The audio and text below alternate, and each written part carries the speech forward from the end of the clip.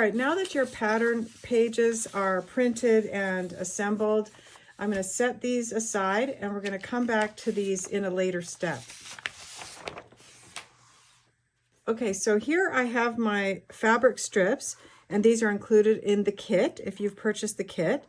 And I'm going to separate these all out because I'm going to begin with my strip piecing. But one thing that I'm going to do is I need 14-inch strips, and these are about 42. So I'm going to actually cut some of these down. Okay, so I've gone ahead and I've laid out my strips in an order that I like. I did it slightly different on here. I cut approximately 14-inch strips here, maybe a little bit more, 14 and a half maybe. And then I cut 8-inch strips here. So this will be for the top portion of the hat, and this will be for the legs on the Witchy boots. And now I'm going to take them to my machine. I'm actually going to stack them up so that I can start sewing in this order. And I'm going to sew them one at a time. But I'm going to stack them like this, and then I'm going to take them to the machine. So I'll see you there in a sec. Okay, so here I am at my machine, and I have my 1/4-inch foot on. So I know that from where the needle goes down to the edge of this foot is a 1/4 inch. So this is, I will put my fabric under this foot, and I will use that edge of the foot as a guide. Just a quick reminder. We've gone over it before, but I just want to give everybody a chance to know it again. So when I put my foot down, this edge of the fabric is going to be in line with the edge of this presser foot. And this is a 1/4-inch foot. Maybe it didn't come with your machine, but you can buy one of these feet for your machine.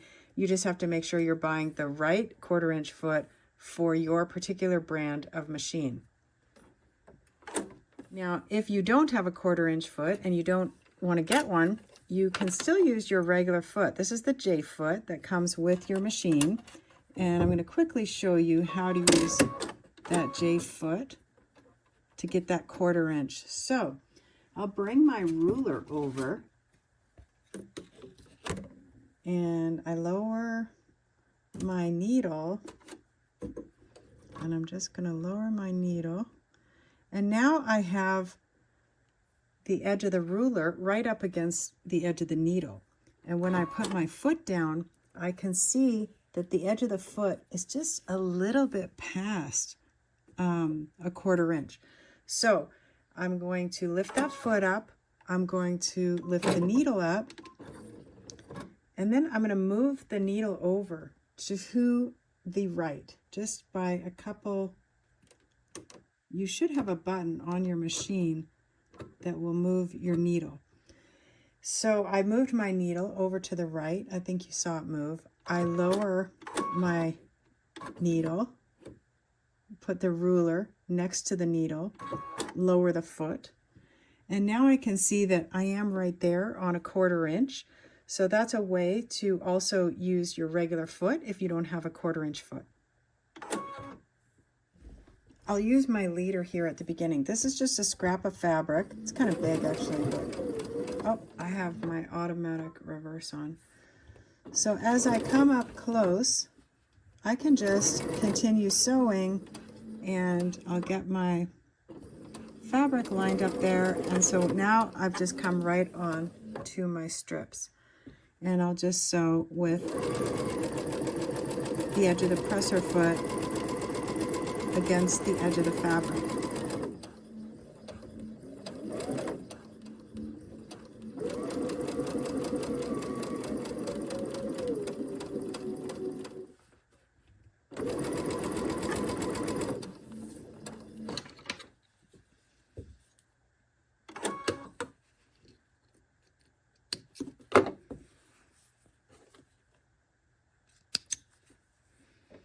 All right, so there's my 1/4 inch seam allowance. And now I have a choice. I can take it to the machine and I can press this, or I can continue sewing and press at the end. There's a school of thought that says you should press after every seam, that I kind of agree with, but we have a lot of strip piecing to do here. It doesn't have to be perfect, so I'm going to give it a finger press and then I'm going to keep going.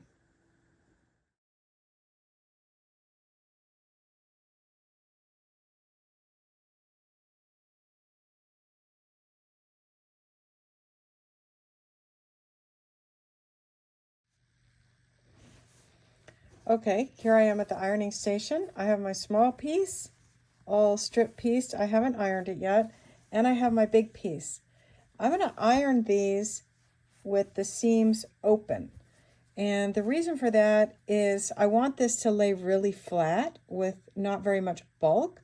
And I think I'm going to get the best results if I iron the seams, press the seams open. So let me just...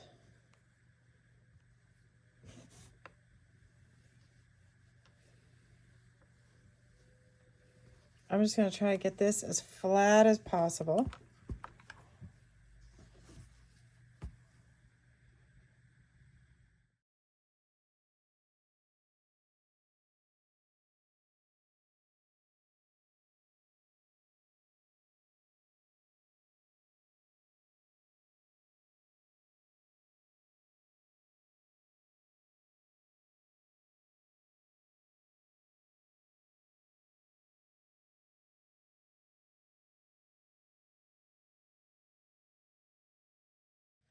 This one is a little bit longer, and honestly I felt like it was kind of hard to press it open, so I'm going to try it this way. Press them all to one side on this one.